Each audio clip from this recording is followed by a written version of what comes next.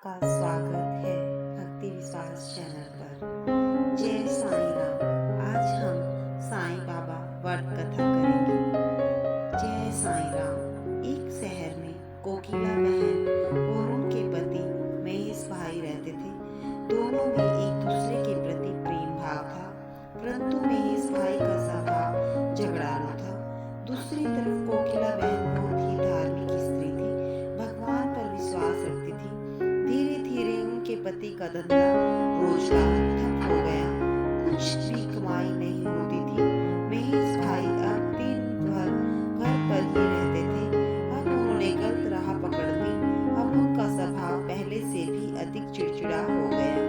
एक दिन दोपहर को एक वृद्ध महाराज दरवाजे पर आकर खड़े हो गए। चेहरे पर गजब का तेज था और आकर उन्होंने दाल चावल की मांग की। कोकिला बहन ने दाल चावल दिए और दोनों हाथों से उस वृद्ध बाबा को नमस्कार किया। वृद्ध ने कहा, साईं सुखी रखे। कोकिला बहन ने कहा, महाराज सुख मेरी किस्मत में नहीं, और अपने दुखी जीवन का वर्णन किया।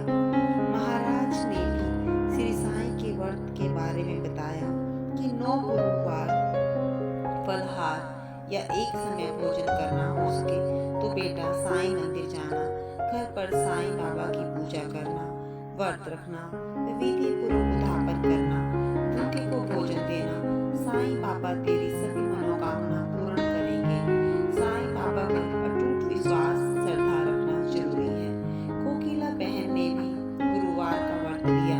9वें गुरुवार को गरीबों को भोजन कराया। उनके घर से कलह दूर हुए। घर में बहुत ही सुख शांति हो गई। महेश भाई का स्वभाव ही बदल गया। उनका रोजगार फिर से चालू हो गया। थोड़े समय में ही सुख समृद्धि बढ़ गई। दोनों पति पत्नी सुखी जीवन बिताने लगे। एक दिन कोकिला बहन के जेठ जेठानी सूरत से आए। बातों बातों में उन्होंने बताया कि उनके बच्चे पढ़ाई नहीं करते, इसीलिए परीक्षा में फेल हो गए हैं। कोकिला बहन ने 9 गुरुवार की महिमा बताई और कहा कि साईं बाबा की भक्ति से बच्चे अच्छी तरह अभ्यास कर पाएंगे, लेकिन इसके लिए साईं बाबा पर विश्वास रखना जरूरी है। साईं सबकी सहायता करते हैं। उनकी जेठानी ने व्रत की विधि बताने के लिए कहा। कोकिला बहन ने कहा वह उन्हें सारी बातें बताई जो खुद उन्हें वृद्ध महाराज ने बताई थी। सूरत से उनकी जेठानी का थोड़े दिनों में पत्र आया कि उनके बच्चे साईं व्रत करने लगे हैं और बहुत अच्छे से तरह से पढ़ते हैं। उन्होंने भी व्रत किया था।